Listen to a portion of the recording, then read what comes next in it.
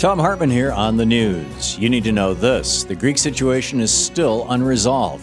The pro-austerity New Democracy Party edged out the anti-austerity Syriza Party in Sunday's Greek parliamentary elections, but New Democrats didn't pick up enough seats to have a majority in the government, and thus must cobble together coalition government with other parties.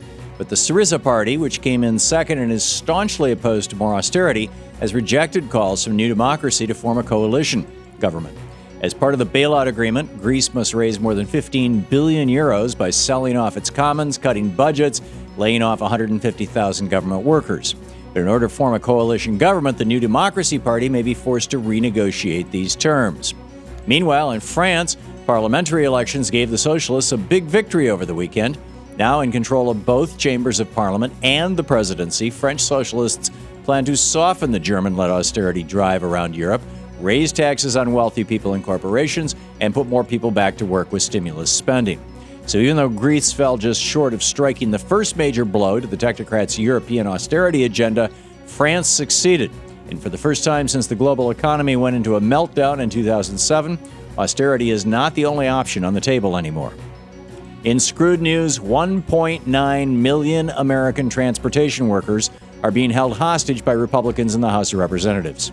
At the end of this month, critical funding that keeps Americans on the job, rebuilding our highways and infrastructure, runs out, threatening to put 2 million Americans out of work. In a 74-22 vote, the Senate, with support on both sides of the aisle, already passed legislation to keep the funding in place and thus keep those people employed. But House Republicans, reportedly led by Eric Cantor, are refusing to vote on the Senate bill unless it also includes immediate approval of the Keystone XL pipeline. This is not the first time Republicans have held American workers hostage on behalf of their oil baron campaign contributors. They did the same thing back in March. And this latest hostage scenario plays into the Republicans' larger strategy of sabotaging the economy to hurt President Obama in November. The thought of 1.9 million Americans out of work may be tragic to most of us, but for Republicans, it's an opportunity to worsen the economy and blame Obama for it. In the best of the rest of the news, the rich are getting richer, the poor are getting poorer. A new study by the New York Times reveals that some of the wealthiest CEOs in America saw their paychecks grow twice as fast as workers in 2011.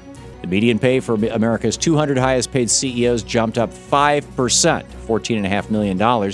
Meanwhile, worker pay rose just a mere 2.8%.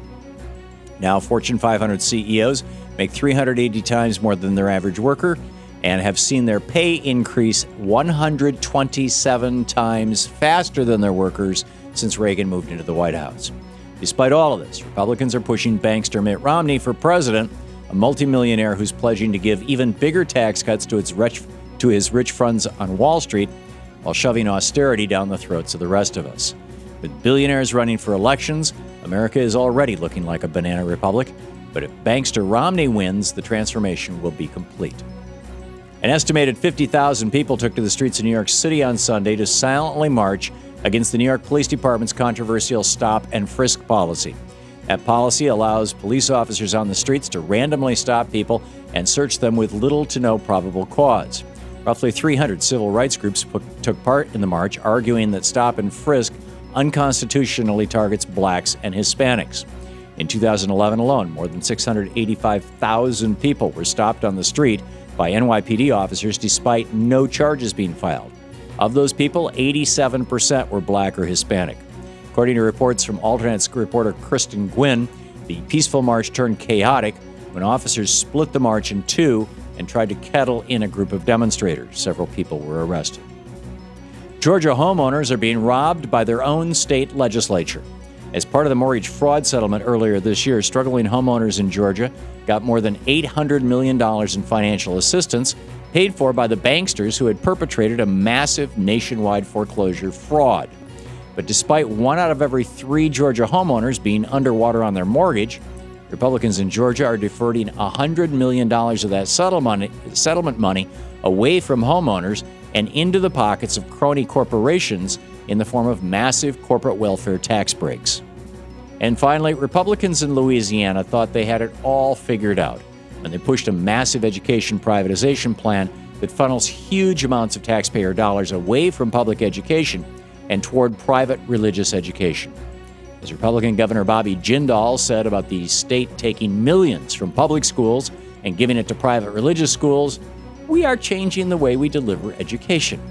But then Louisiana Republicans' plans hit a snag when an Islamic school applied for a voucher program as well, meaning children wouldn't just have access to Christian schools, but also to a Muslim one. Of course, that didn't sit too well with Louisiana's lawmakers, who threatened to vote against the education privatization plan, warning that it could be the Church of Scientology next year. Trying to avoid a firestorm of hate, the Islamic school withdrew its request to participate in the new voucher program, leaving only Christian and private for-profit schools in the mix. So now kids in Louisiana will no longer learn math, science, and history from professional teachers who work for the we the people. Instead, they'll be taught by businessmen and religious fanatics. And that's the way it is today, Monday, June 18th, 2012. I'm Thom Hartmann on the news.